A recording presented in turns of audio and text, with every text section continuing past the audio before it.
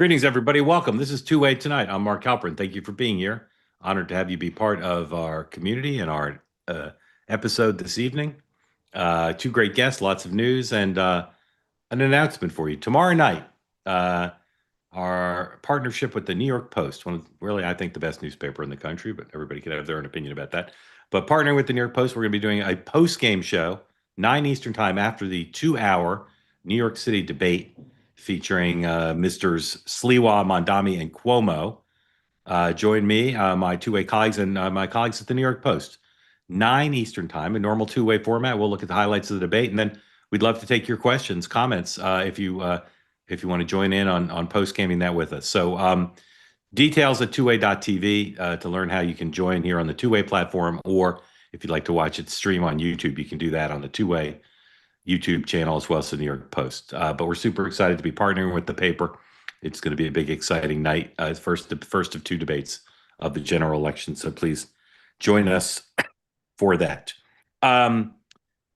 We have a bunch of developments today related to some news stories, but mostly stories with which you will be familiar. Big focus on the failure of Hamas to return all the bodies that were expected to be returned, and how the U.S. and Israeli governments in particular are dealing with that. Some court action to tell you about, a lot of information about the shutdown.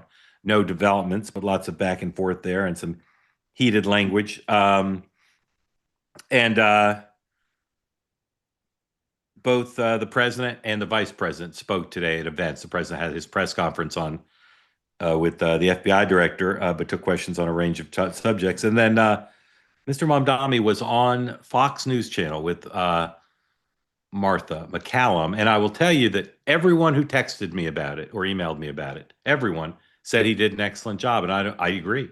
He did an excellent job. So if the purpose of it was kind of some debate prep, or just a game of pepper to get ready, I think he'd have to be encouraged, and we'll show you some of that, and we'll get our guests' opinions on that. As always, if you're here on the two-way platform, you want to be in on the conversation, please raise your hand. And if you've never raised your hand before, today'd be an excellent day to do it, because you're going to want to ask questions of our two great guests. We'll kick the news around a bit, and then we'll go to your questions. So if you want to raise your hand, please do. If you're watching on X or YouTube, don't raise your hand. You'll just look silly doing it. But don't put smack in the chat. We say that here all the time, and it's summarily disregarded by almost all of you. But I say it again out of principle, extend peace, love, and understanding to all, the presumption of grace to all, and don't put smack in the chat. After the show, I spent hours reading through the chat. I loaded into Chat GPT, and I say, what percentage of this is smack? And it's a very high percentage. I'm sad to say, because I think so well of all of you. Don't put smack in the chat, please. Okay, a word from a sponsor, and then off to the races with our guests and all the day's news. Tonight's show sponsored by our friends at Cozy Earth. Right now, you can get 20% off on Cozy Earth. Go to CozyEarth.com. Use the promo code Two-Way. The bamboo sheets are excellent. I recommend them to you. I wore them, or I used them all summer, and now in the falls, it's getting a little cooler. They're still extra comfortable. They're temperature regulating. They're like the thermos. They keep the hot stuff hot and the cool stuff cool. They keep you hot or cool, depending on what you need. We're also recommending, as you know, the Bubble Cuddle Blanket, which is a combination, as my friends at Cozy Earth say, of comfort and style. They couldn't be more correct about that, with the intricately woven fibers. Do yourself a favor, get one of those. And then, of course, you've heard me tell you before how good the pants are. Yet again today, heard from somebody who's bought the pants and said, Mark, thank you for that recommendation. Go to CozyEarth.com, use the code Two-Way for 20% off the best pants, joggers, shirts, everything, including the bedding, because home isn't just where you live, it's how you feel. Let's go home with Cozy Earth. Thank you for your attention to that matter. And now we bring in our two guests, one who's been here before and one who's not, which is always a good combination. I don't believe they know each other. Ashley is back. Ashley Etienne has worked for pretty much every important person who's ever worked in the Democratic Party, and she herself is an important person. We're very grateful to her for coming back and taking time. Ashley, just for people who weren't watching the other time you were on, just tell folks what you do for a living. So to your point, I used to be a senior advisor to President Obama, President Biden, was comms director, communications director for VP Harris, and communications director for Madam Speaker Nancy Pelosi. And so now I'm out in the world at my own firm, Etienne and Saint, where I advise CEOs in crises. So I'm known as sort of the queen of the war room. So I go out and help the CEOs navigate this current disruptive world as best as I can. Yeah. Queen of the War Room's a good title. If I did a focus group with Mrs. Pelosi and Mr. Obama and all Speaker and President, all the people you named, and we were doing a focus group, and I said, "What's Ashley best at? What's Ashley's single sort of superpower?" What would they say? I do think that they say just flat out kicking ass, like Yeah. Republican ass. Like that's what I've become known Yeah. for, and I get really hyped up on it. So I think that's what they would say. Okay. Speaking of kicked Republican ass, here's Matt Whitlock. No, Matt Whitlock has never been on the program to my knowledge, and has come dressed as he is, which is what we ask people to do. Matt Whitlock, so grateful to you and Ashley for spending the time with us. Do you know anything about two-way? Oh, big fan. Big. Big I love fan. what you have done with this. I think it's Okay. phenomenal. But also you would not remember this, but we met 10 years ago when I worked for Orrin Hatch. You came in when you were with Bloomberg to interview him, and you did Rock'em Sock'em Robots with him. You played Rock'em Sock'em Robots, the game. I Yeah, we actually did. think he might have beaten you. He But did, that but made sense. I let him win. He was an older gentleman. It was classy of you. So Matt, now it all coming flooding back to me. I remember where you stood while we played, Yes. and if I'm not mistaken, and Ashley, you'll appreciate this. Like when you do something with a member that's a little off kilter, the staff is kind of like, "What's the member going to think about this?" And I remember Matt saying, "Like, really, Rock'em Sock'em Roberts?" But Senator loved it, and he did He beat loved me. it. He did beat me, and he autographed it for me, and I still have it. I love that. It's a great piece of political. For that. Say again. The senator actually deserves credit for that. Yeah, I mean, he did. He was totally into it, and we have video of it, and you can go on YouTube and watch it. Oh, he got really into it. He was really into it, and he wanted to win badly, and I felt I Yes. should let him win, so I did because I could beat anybody in Rock'em Sock'em Robots, and he knocked my block off, and he was elated, and the staff breathed a sigh of relief, and again, great. I love having political memorabilia that no one else has, and I can tell you, no one has an autographed Rock'em Sock'em Robot by Orrin Hatch. I'll tell you another thing. I have story for another day. I don't know if you remember this, but in 2000 there was this debate controversy where they mailed somebody from Austin, Texas, mailed the Gore campaign the debate tape of Bush's debate prep. They mailed it to Tom Downey, who was Al Gore's friend and campaign person, and there was this big mystery of who mailed it, who took the secret practice tape, and anyway, it's a complicated story. You may or may not remember, but involved in that story was a pair of Gap khakis, and I have that pair. I'll tell you the full story someday, but nobody else has that pair. It's a unique political memorabilia. All right, just a few more questions for Matt, and then we're going to get going. Matt, what do you do for a living now?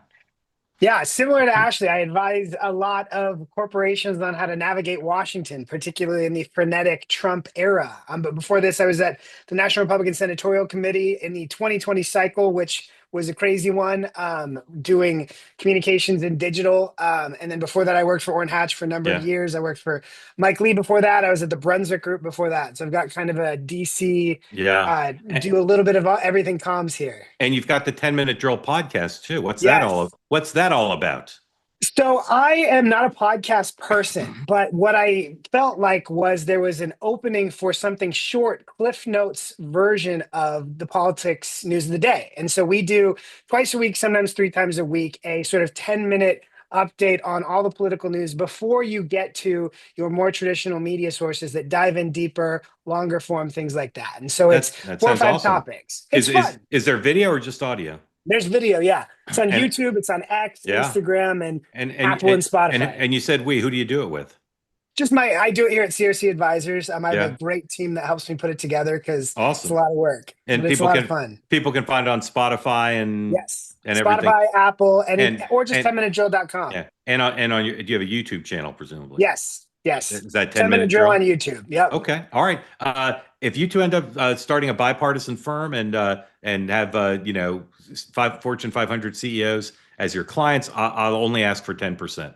That's all. If I could work with the queen of the war room, I think I'd be doing pretty well. Good. So grateful to you both for being here, and we're going to just kick off with stuff. And again, if you want to get in on the conversation, please raise your hand. Let me ask you guys, because normally I decide what we start with, but there's literally 7 stories we can start with. Ashley, for you, what's the most important story of the day that you'd like to weigh in on? I think the most important story of the day is the obvious one, which is the shutdown. You Okay. know, who's winning, who's Okay. up, who's All right. down. Ashley votes for the shutdown. Matt, that okay with you? Two, Great two, here. two creatures of the hill. So of course you think the shutdown's the most important story. Okay, so let's run through. 100,000 jobs that are on the line. Yeah, no, I hear you. So We- here's the headlines in the news, and a lot of this is going to sound familiar to you. Spoiler alert: President Trump calls Chuck Schumer names. Spoiler alert: Mike Johnson blames the shutdown on the Democrats. Here's a headline from CNN: Federal judge number one, a federal judge halted the layoffs today, and it's not an insignificant thing because listen to what here's the headline: Judge halts Trump's planned layoffs of federal workers during government shutdown, calling them unlawful. Not insignificant because here's what the head of the OMB, Russ Vogt, said about the layoffs. Number 5, please. So are we talking 10 people? We talking 1,000 people? We talking 10,000 people? We're definitely talking thousands of people. Much of the reporting has been based on kind of court snapshots, which they've articulated is in the 4,000 number of people. But that's just a snapshot, and I think it'll get much higher. And we're going to keep those riffs rolling throughout this shutdown because we think it's important to stay on offense for the American taxpayer and the American people in getting a government that, if there's an opportunity to have less bureaucracy, and think of Green New Deal programs at the Department of Energy, think the Minority Business Development Agency at Commerce that divvies up business grants on the basis of race, think environmental justice at EPA, think about CISA. CISA was an area that we riffed, which was participating in censorship of the American people.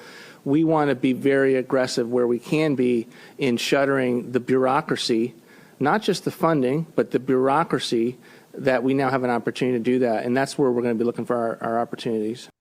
All right, so that's pending because the federal judge said don't do it yet. Here's President Trump, number 2, once again blaming everything on Senator Schumer. As far as the shutdown is concerned, this is a Democrat Schumer shutdown. And he's trying to do it to get relevance back into the party because he's a loser. I've known him all his life. He's always been sort of a loser, but an intelligent one. But I think he's losing IQ points with time. Here's Mr. Jeffries, Leader Jeffries, with a very different point of view on whose fault it is, number 6. Republicans shut the government down. Then they ran out of town. And for the last 3 weeks, they're nowhere to be found. All right. And here's Speaker Johnson, also with a different point of view. Let's do number 4, please. Ends soon. I don't think it will end before the Hate America rally on the Mall on Saturday, where all the Marxists and Antifa people and all the people who hate Trump and hate America will be there. After that, though, I hope there's a couple of sensible Democrats who will come to their senses over in the Senate and vote the right way to do the right thing that they have always done every time in the past in their career. They need to do it now for the people, for the American people. Yeah, I guess a lot of people are saying that if they were to open the government, it would take a lot of the wind out of the sails of that thing coming up this weekend. Speaker, as always, thanks for spending. All right, one more element to show, and then to our guests for their explanation of the whole thing.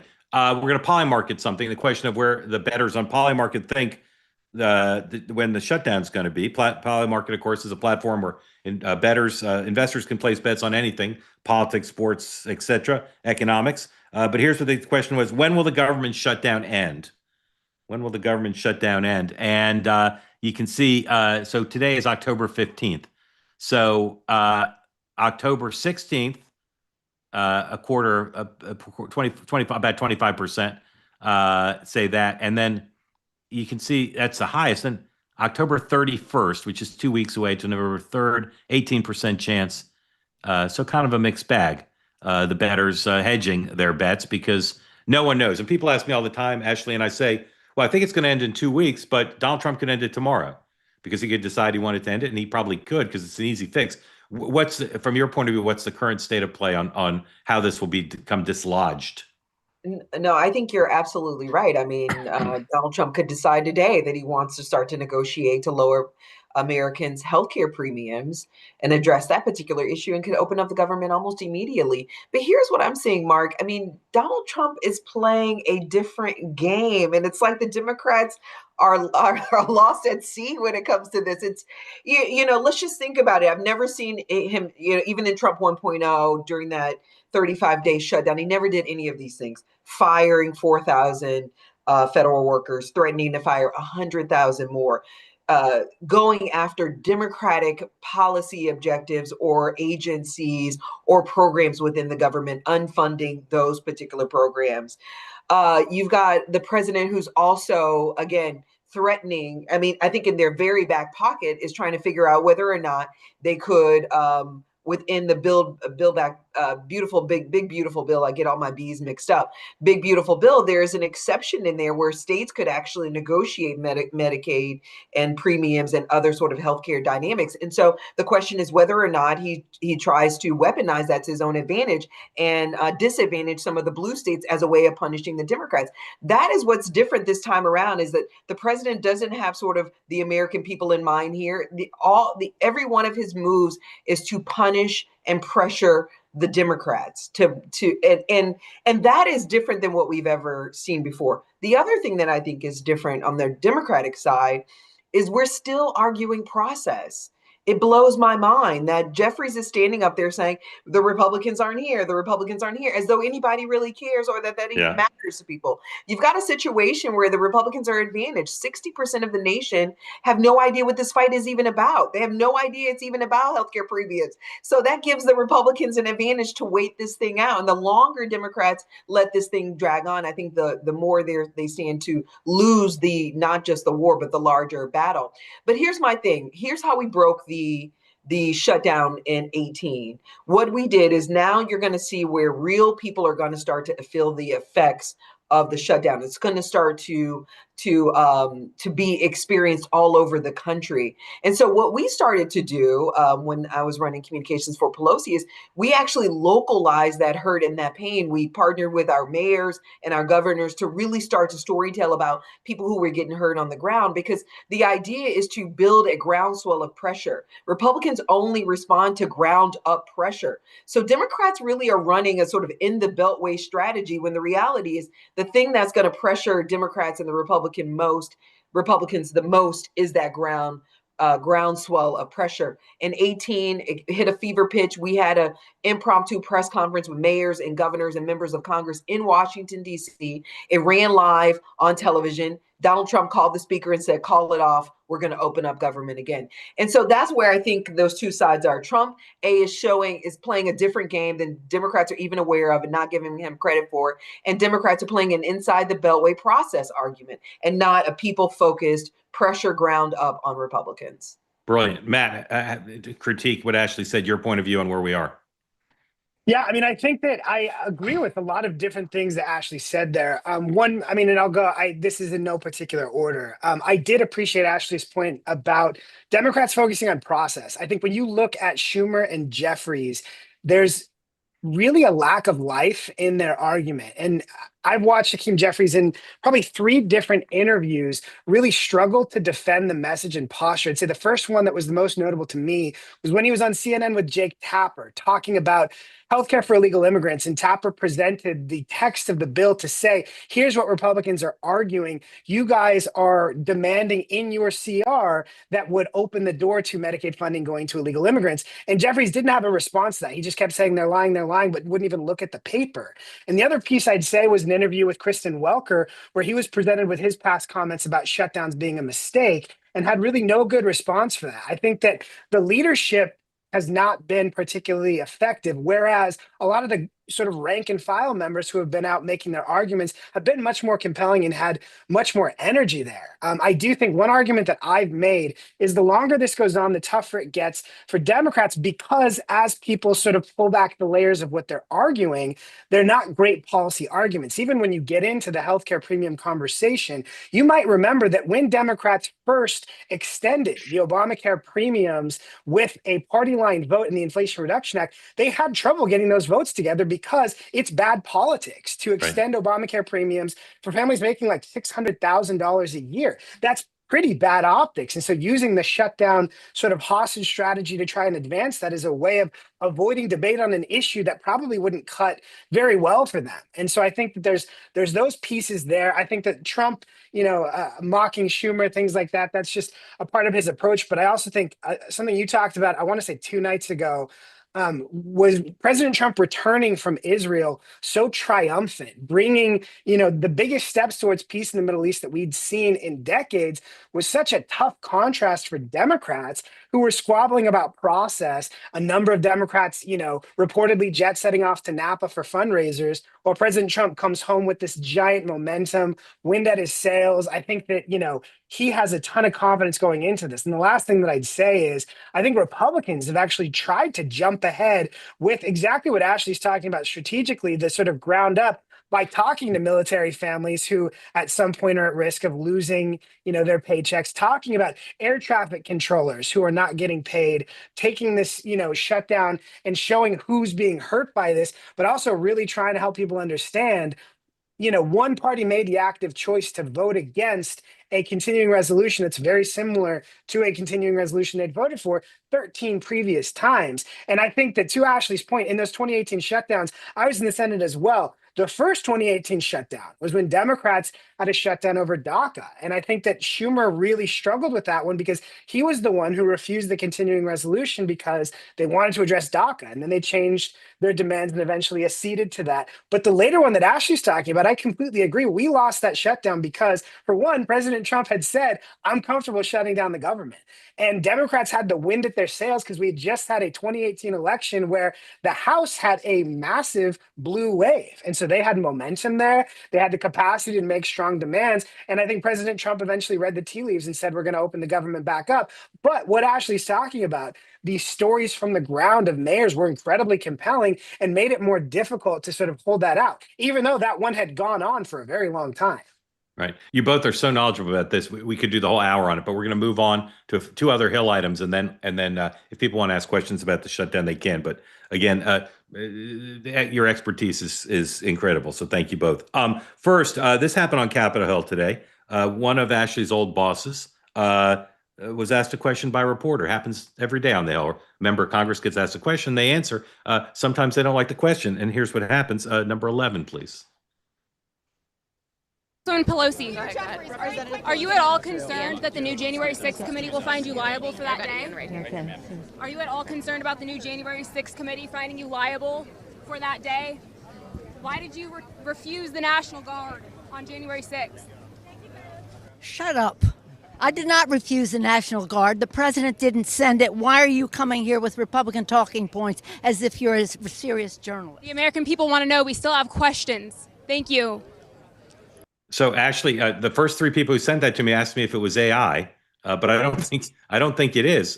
What are your the finger is what lets you know it's not AI, because that's a classic Pelosi finger. Yeah, I've heard her snap at reporters, but I've never heard her say shut up. So I'm just wondering if you think it's a sensitive topic or she's just having an off day. I think Democrats are trying to really change up their language. I think they're trying to become a little common in how they speak, I should say, right? Yeah. Trying to not be so wonky in their vernacular. But here's the thing, the reality is we were planning for January 6th in her office for 2 years before it actually happened. We anticipated that the president wasn't going to leave easily, that, he had access to an incredible arsenal of tanks, weapons, et cetera. And Pelosi knew, I think, Donald Trump better than anybody in terms of his motivations, who he was, what he was capable of. So we were planning and thinking that was going to happen 2 years prior to. Now, the reality is she's right. I mean, at the end of the day, he didn't release the National Guard, and, who's in charge of what, was all sort of confused at the time. I wasn't there, regrettably. I was at the White House working for the vice president. But we were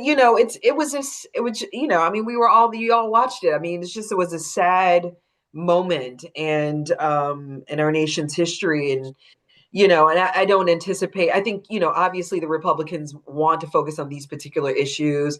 That's also where they're bringing up Jack Smith. I mean, all of this stuff is red meat for their base, but it's also red meat for the boss. And so I just think Trump's retribution campaign and list is long and broad and wide, and you got to know Pelosi's on it. Yeah. All right. The other thing from the Hill, here's a picture from 10 years ago of two handsome men and me this is the aforementioned day of time with Orrin Hatch and Matt in Senator Hatch's office. I think we have it. There it is.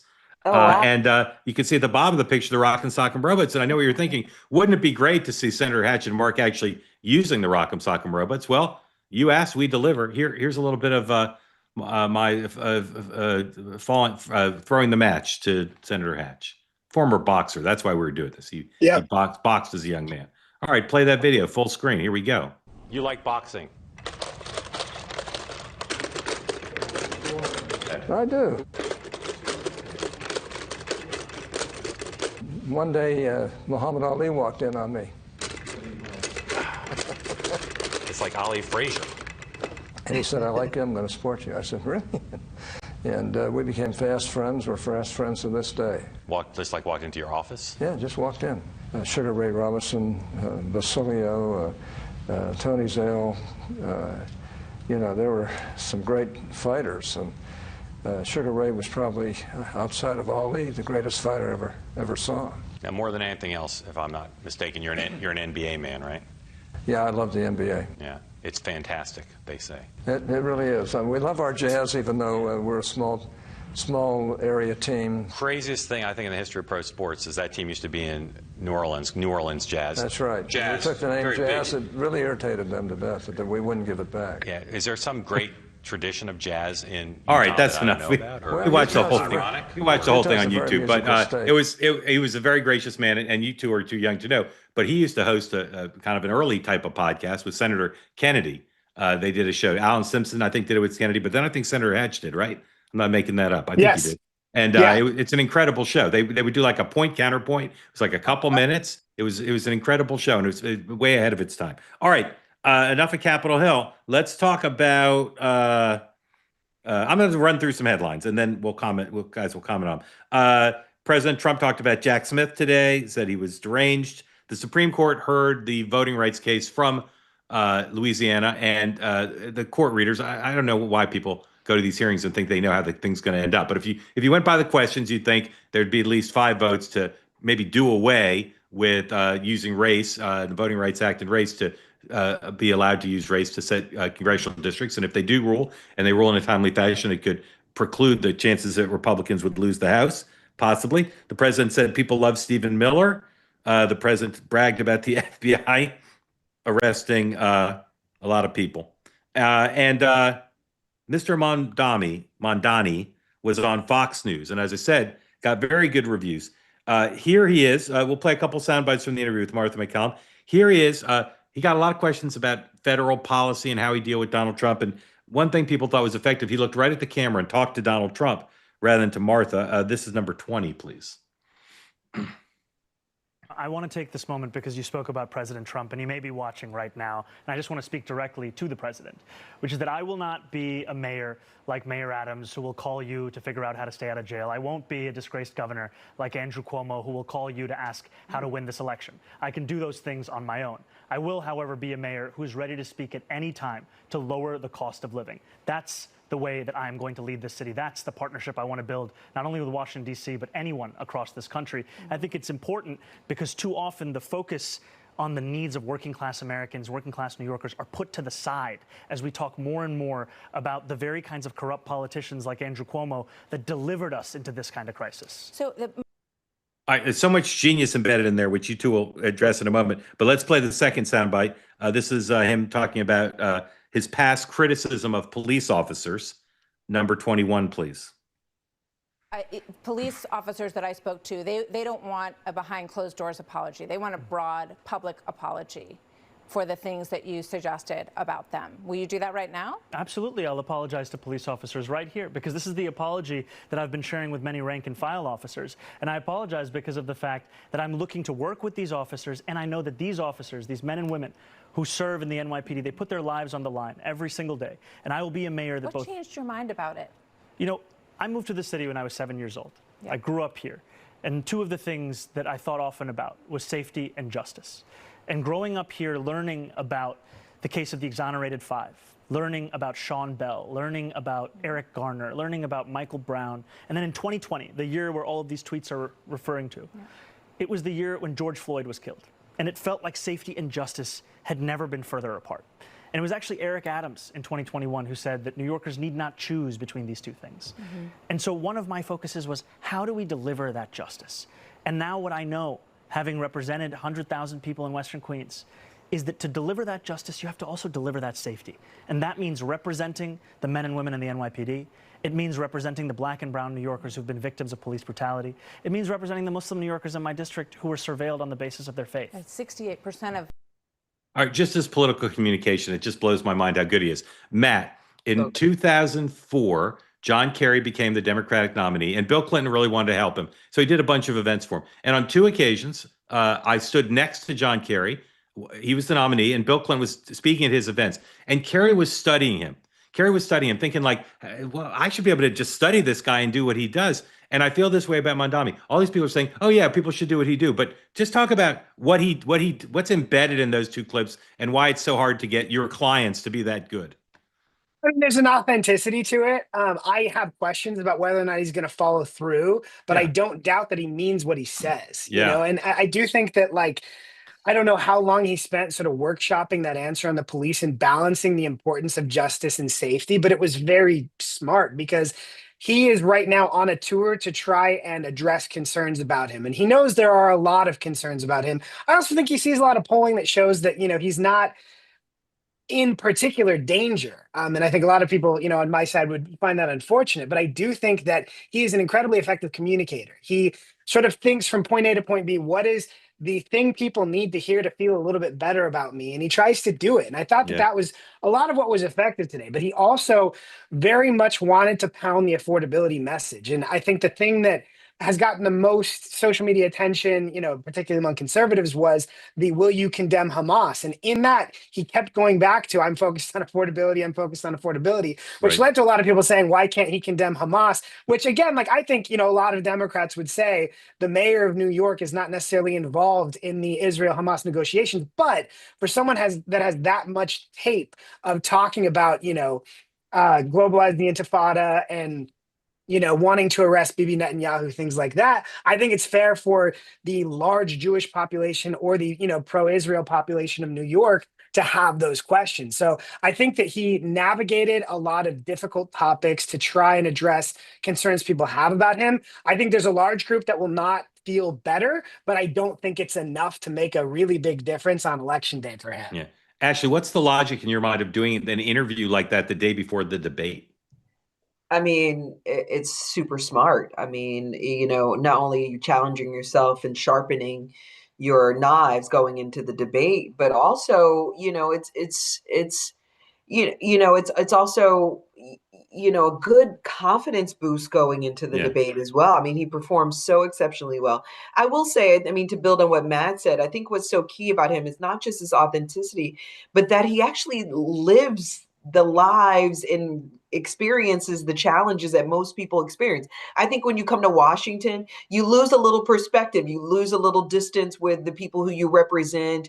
You don't, you know, always identify with their challenges, their plight, all of those different things, but he's actually living it. So it's not a talking point for him. It's actually his lived experience. Yeah. And so I think that's what people are identifying with. And he also doesn't come across to me as, you know, hyper poll tested. Every word is not poll tested. It's not some trite policy prescriptions. I mean, all of it feels very fresh and new and relatable and related to his own lived experience and that of the people who he wants to represent. So I think that is really his charm offensive. And I will say, you know, the same, we saw the same fear that people have about him, they had about AOC when she came onto the scene, because she was just, you know, sort of undermining all this sort of the status quo within the Democratic Party. And people get very afraid of that.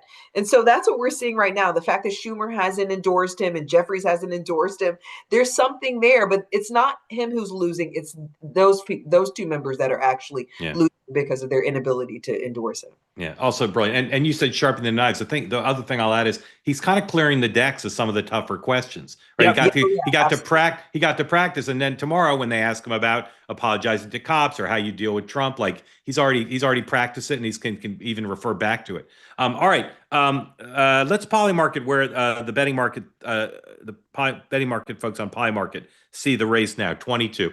Let's see what happens tomorrow night. I still think if he has a bad debate, although if he performs like that, it doesn't matter what they ask him. Excuse me. 22. So bettors on Polymarket asked who's going to win. And obviously, spoiler alert, Mondami. But you can see it's been very stable for the last week, right around 87%, Cuomo 10%. I'm not sure the Sliwa thing, well, that's even on there. But 10% for Cuomo, which...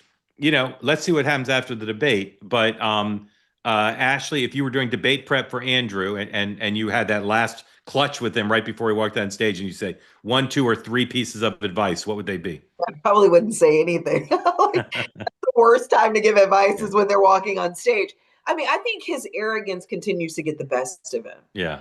And I don't know how you untrain that, because I think he's got an element of entitledness. I think he's, feels like, he's been slighted by the Democratic establishment. I mean, he's just got a huge chip on his shoulder and he can't hide it, So my advice would be to, as best as you can, try to hide it. But I don't think that he can, because it's who he actually is at this point.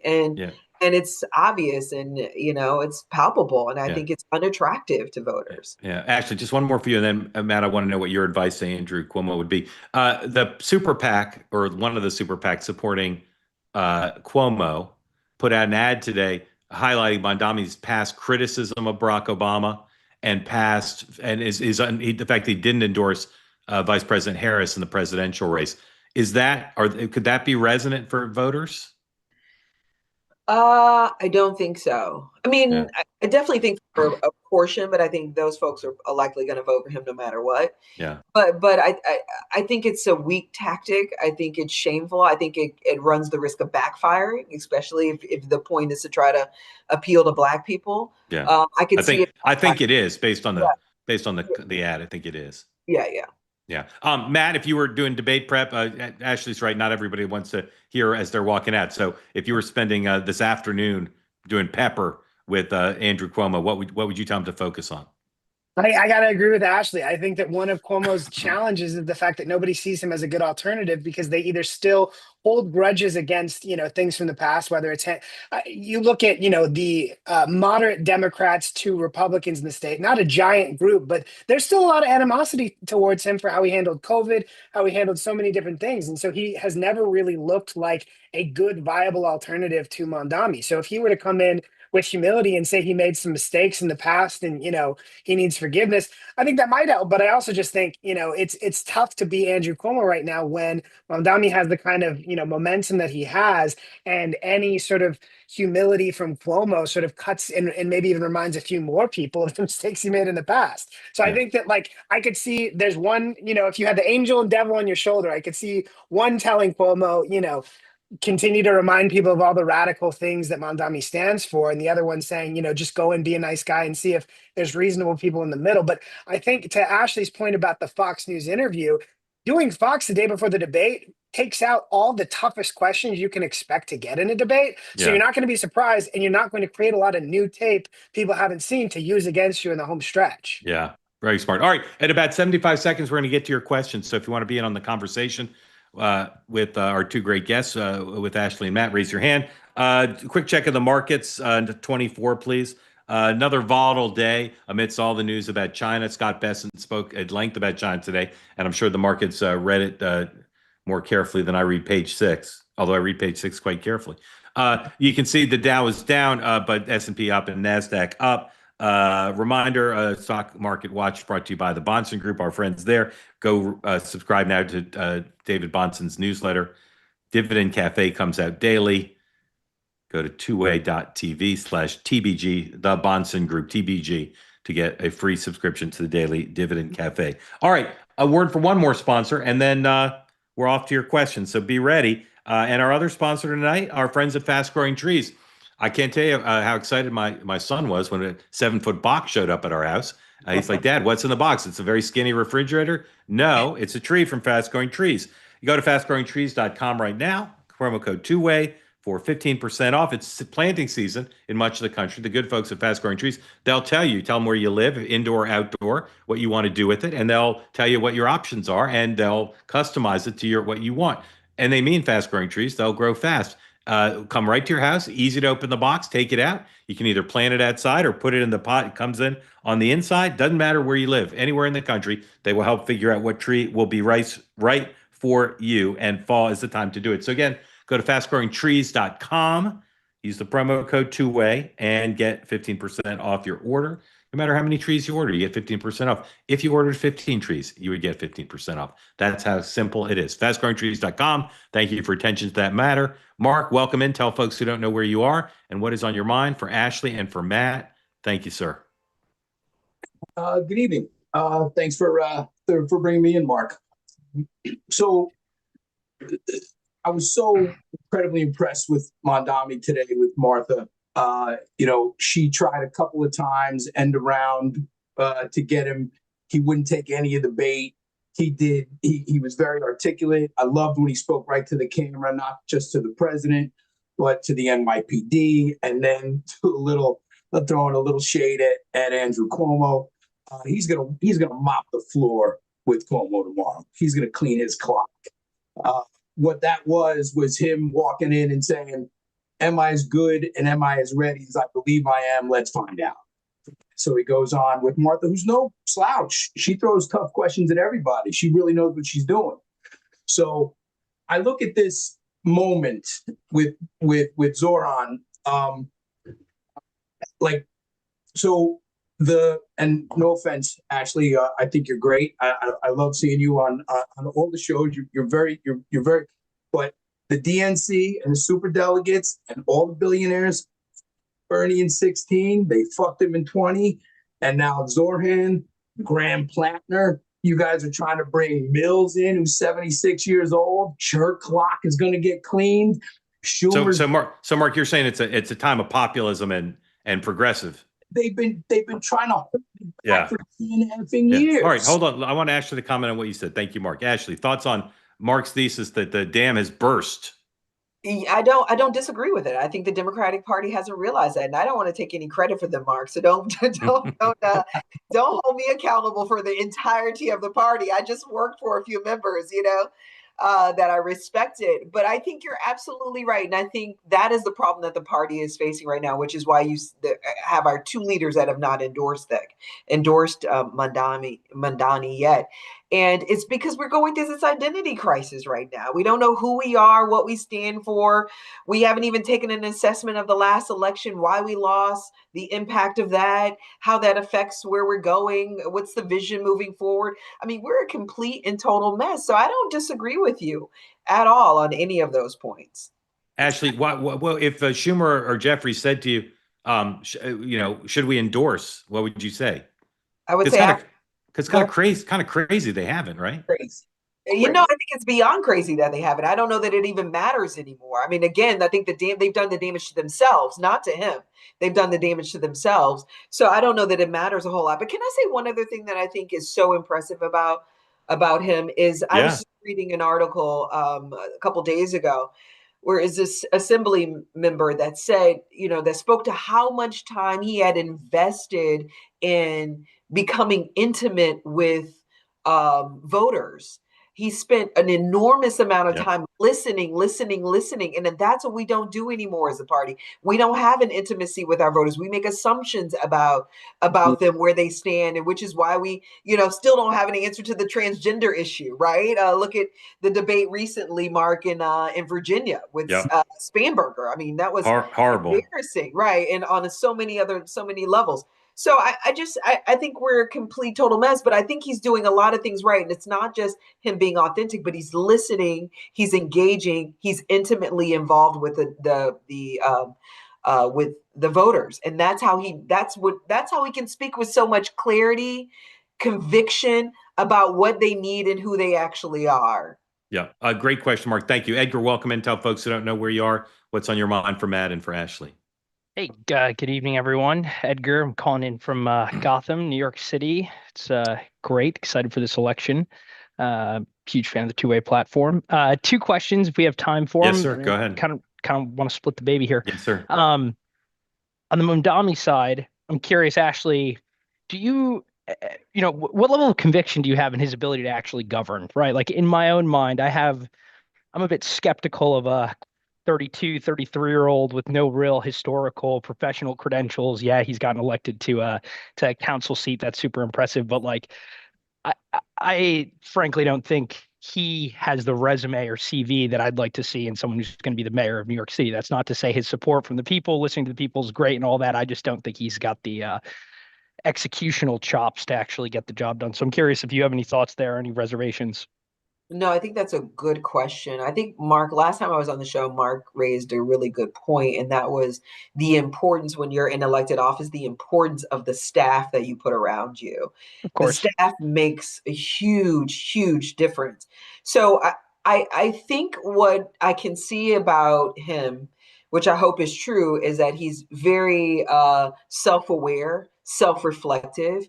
And any good leader knows where their weak spots are. They know what they need to shore up. And so you put the right people around you to shore all of that up and to help execute on your vision. And so I think that is really going to be the question. That's going to be the measure whether or not he can execute. If I could ask a quick follow-up on that, just from the previous question that you were just answering, would you say that, he's going to be more inclined to kind of surround himself by the younger cohort of people, or is he going to engage, I don't want to more experienced, Democratic operatives like yourself? Because I'd be more inclined to think that he's going to surround himself with, again, a bunch of younger people who again, a little bit less conviction in their ability to actually execute. Or do you think he'll actually be willing to pull in some classic, New York City type operatives? I mean, I think that he should, my advice to him would be to have a mix. I mean, I think it depends on what role you're in. But I would not oversubscribe on I think I'm a younger political operative, right, Matt? Absolutely. I feel like at my age I'm still a young one, but I would advise him not to put a lot of old New York hands all around him. I mean, because you're going to get old ideas, you're going to get old baggage. Sure. Everybody comes with baggage, right? And but you've got to have people in these jobs that actually know how to execute the jobs, right? I mean, you look at, Mark made this point when we were on last time. I mean, you look at Schumer and you look at Jeffries. I mean, both of their teams are fairly junior. I mean, I was just talking to someone yesterday about Schumer used to have a killer team. I mean, they were all killers. They had a reputation for being killers. Pelosi had a team that would just outwork everybody. We would just work day and night, right? And so these guys have now really junior level, not wouldn't call it, no disrespecting, but they're not junior level. They just have not been tested. Yep. And that shows. So I think if he were smart, he would have a mixture of people all around him, young, old, fresh, new ideas. I think that's the best blend. Got it. Hold on, Matt, any thoughts on that? No, I think that's exactly. I like that you went to the Schumer, the leadership team staff, because I think across the board, even on the Republican side, we're seeing younger staffers than we've seen. There was a giant exodus in the first Trump term of talent from Capitol Hill, just because people wanted to move on to January 6th. Yeah, absolutely. Yeah, no, I think Republicans had a big exodus between 16 and 18, and I think both sides did after January 6th.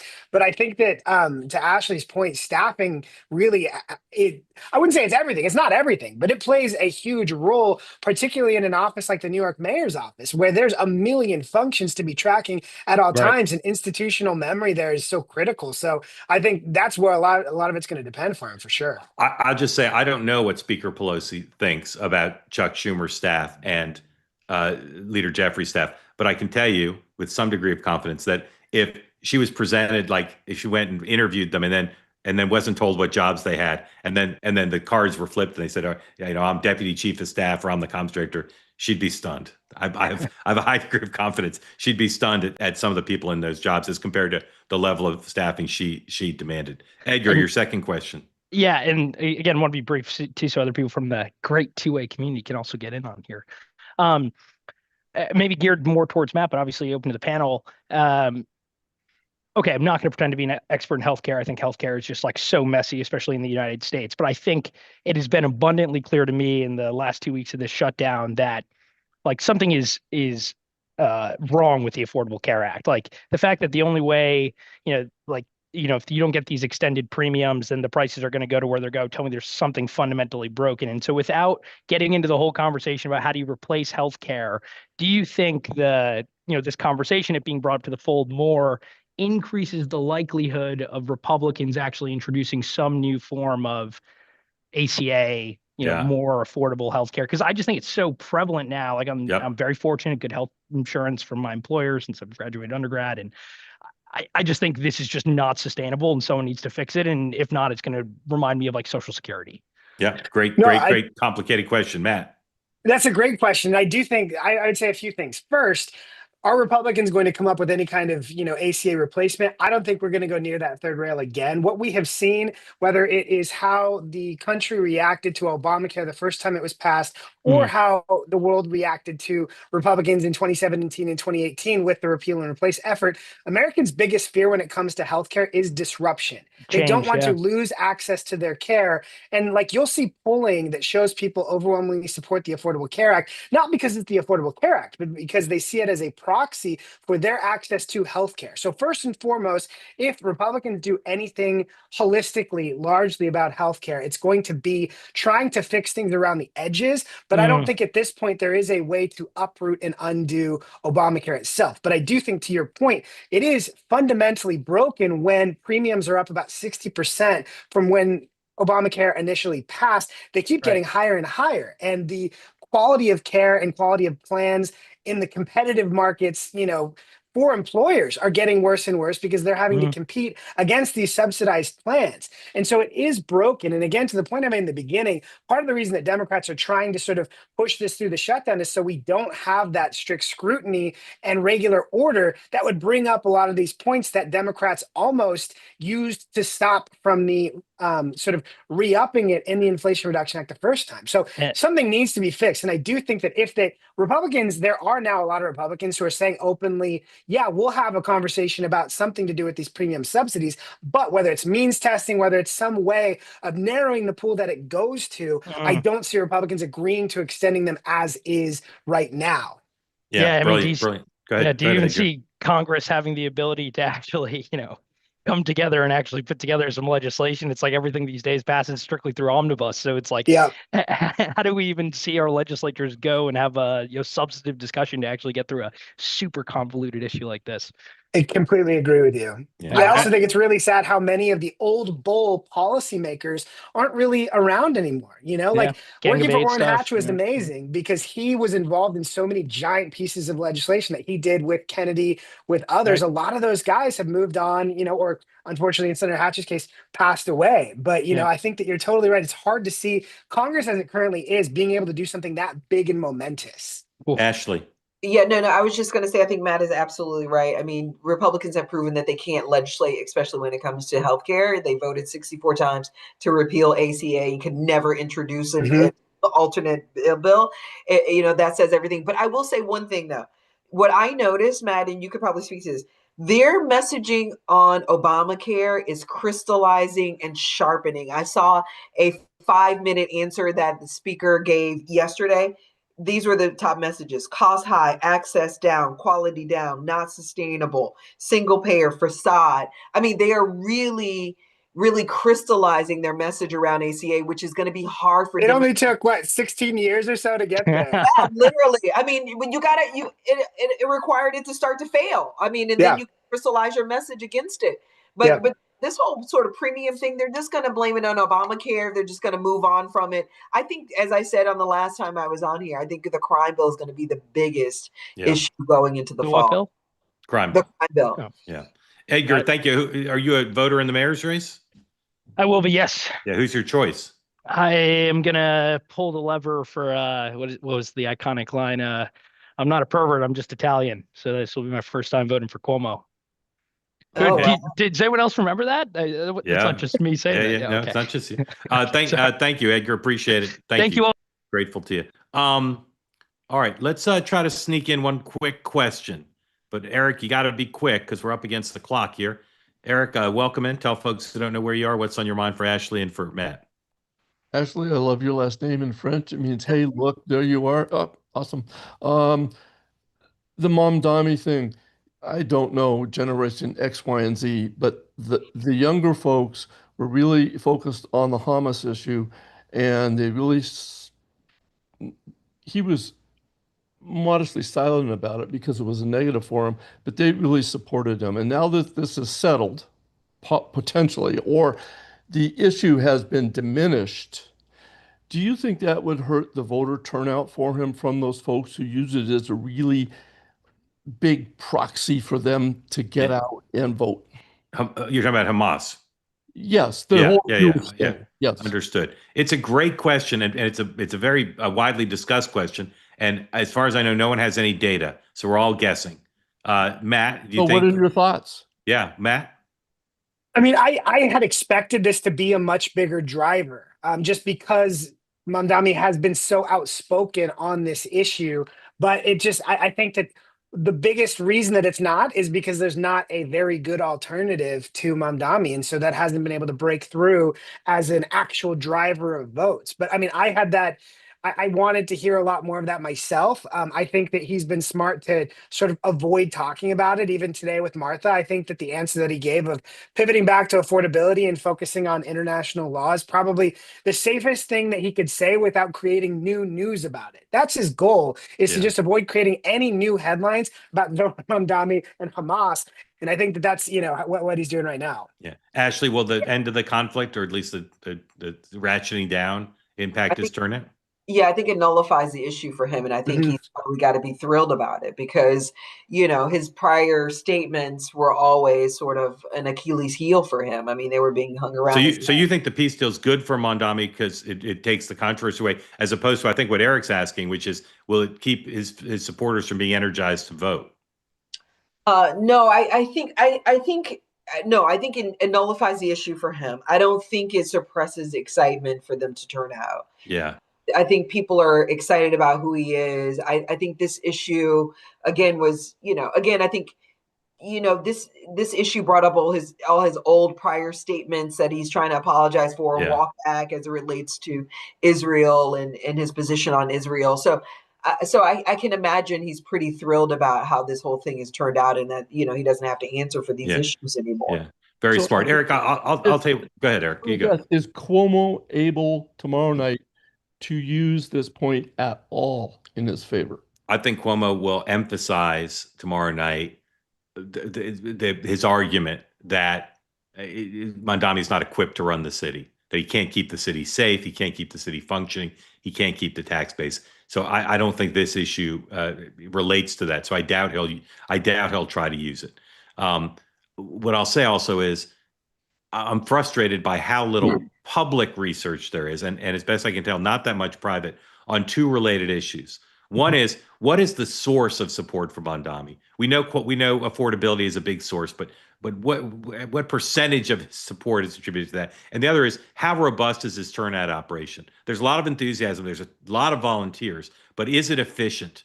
Will they be turning out vote in an efficient way? And those two are connected. Very little ability to understand that in a very quantitative way, and therefore I think your question, which is a good one, hard to know exactly how it will play. But had this occurred a month ago, I think Ashley would have been less right than I think she is. Which a month ago, I think it would have taken some energy away. Right now, I think people who are going to vote for him are going to vote for him, and they're not concerned about the end of the conflict. And I think, as Ashley said, it'll take the edge off of some people. I mean, in some ways, it's crazy. As much as the mayor of New York City is involved in foreign policy more than a normal mayor, in some ways, it's crazy how much the conversation is around foreign policy issues and whether he's anti-Semitic and whether he'd arrest Netanyahu. This is not what we're electing a mayor to do or not do. But it's been a big part of the media's conversation. I just don't really know how much it is for the voters. Population, right? Yeah.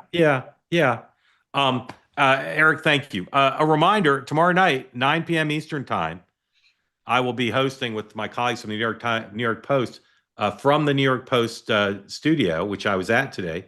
I'd never been in the New York Post newsroom before today. It's kind of exciting. Oldest newspaper in America, my view, the best newspaper in America. So that's exciting for me and for our colleagues. So join us 9 o'clock tomorrow, streaming live. If you want to register and join here on the two-way platform to ask questions, we'd love to have you. If you want to watch it live, you can watch it on the New York Post YouTube channel or homepage, as well as on two-way on our YouTube channel. And I hope you'll all join and talk about the debate with us. We'll be post-gaming it with reporters from both the New York Post and from two-way. See you then. And I'll see you tomorrow night at 9 a.m. with Sean and Dan. And then 6 o'clock, we'll do a pregame about the debate. And we've got some great guests for that. Ashley, very grateful to have you come back. Love having you on. And Matt, loved having you on in our Rock'em Sock'em walk down memory lane. I appreciate that too. And maybe I'll the strategy on how you actually never lose it. Yeah. I mean, because it key is it volume. The way you never lose is you hit both buttons at the same time. It's a little trick.